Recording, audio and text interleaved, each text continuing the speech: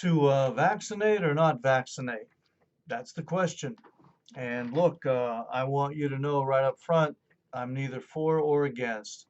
But like with any decision that you're about to make, it's not the results of your decision are not only going to affect you today, but they're going to affect you for all the days that make up the rest of your life. So what I'm saying is, when you make this decision regarding the vaccine, you don't make it because other people are doing it.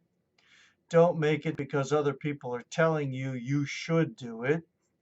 And don't make it because of what you're seeing on the TV through the medium, whatever news media you're listening to. I mean, seriously, you're smarter than that. You can't believe this stuff that you're hearing, all of it. And hey, if you do, then you've got to believe not only the truth or the good stuff, but you've also got to believe the bad stuff that you're hearing about it, right? Right.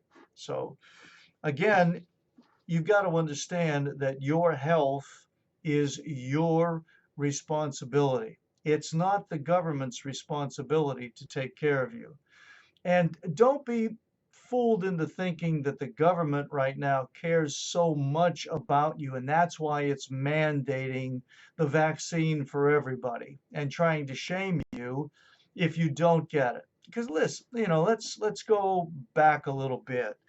If the government were so concerned about your welfare, your well-being, and your health, then why didn't they mandate that everybody in the United States be forced into getting a heart exam at a certain age? Because, heart attacks, heart disease, that's the number one killer in the United States.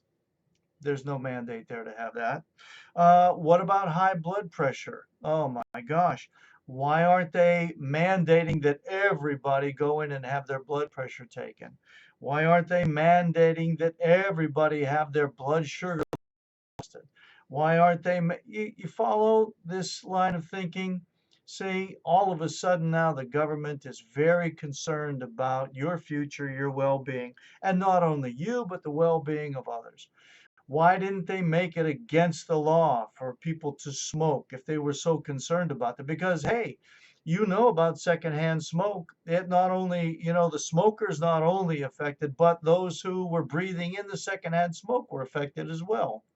Why wasn't anything of a stricter nature done on that in that regard? See, it's kind of a hypocritical kind of a situation. So again, getting back to it, you don't want to make your decision based upon. And then look, hey, the vaccines, I mean, they're telling you you need it, you need it, you need it. But now, from the same medias, I guess, and if you believe it, you're finding out that these vaccines aren't all that they're cracked up to be. I mean, you've got all kinds of adverse reactions from fever and chills to headaches to paralysis to blood clots that can't be cleared out to even death. And those are the ones that are apparent, the ones that are showing up with a sense of immediacy. We don't know yet how far reaching these effects are going to be and what effects are going to show themselves down the road. For you, you got to understand that these vaccines, you are the testing means. They haven't been tested. They haven't been validated. They haven't been, scrutinized like others to prove their safety in your body. They're doing the tests on you right now with these vaccines. And also now they're telling you that, well, one vaccine may not be enough. You're going to need another. Some of the efficacy of the vaccine at best is only about 6 months in time. Or now Moderna, I think it is developing a booster shot because, you're going to need to have this ongoing. How long? As long as they tell you, right? So here's a question I have for you too. Um, those people, you and I included, that haven't had the vaccine up to this point, even despite the fact that the COVID has been, you know, uh, rampaging civilization all over the world all of this time, you're still alive. And you've got to ask yourself why.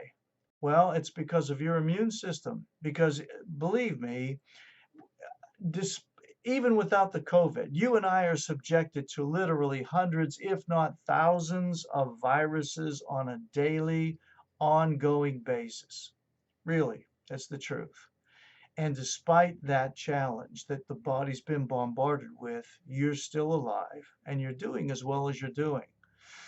So what you want to do is to keep that going. And for those that have had the vaccine or are deciding, look, again, don't misunderstand what I'm saying. I'm not telling you not to, I'm not telling you to. That's a decision you have to make. But if you do make that decision and you do get that vaccine, I would humbly suggest to you that you make your body as strong as you possibly can.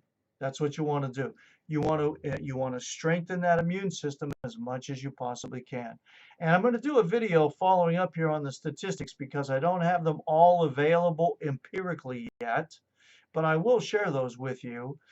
But we're finding that over 85% of the people that have died from COVID, the research is showing us they were insufficient in vitamin D. Insufficient in vitamin D.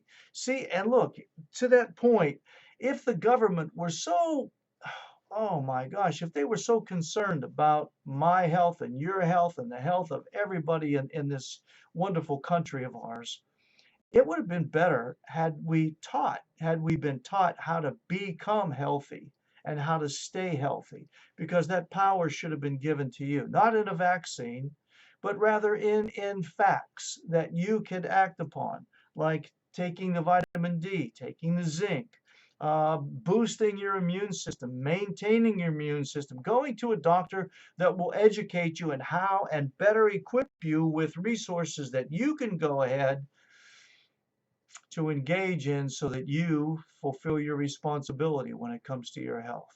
That's the bottom line. That's what you want to do. So in either event, whether you take the vaccine or you don't take the vaccine, in either situation, my suggestion to you humbly is that you would take the steps to strengthen your immune system. Because the bottom line is this: these people that are alive all over the world in various sundry places and in circumstances that are far below the quality of life that you and I are privileged to live in, they're still alive and they're still being attacked by the viruses. And without the vaccine in them, the question is, how are they doing it? It's because the body, it's been fearfully and wonderfully made, and it's keeping itself alive because it's a self-preserving entity.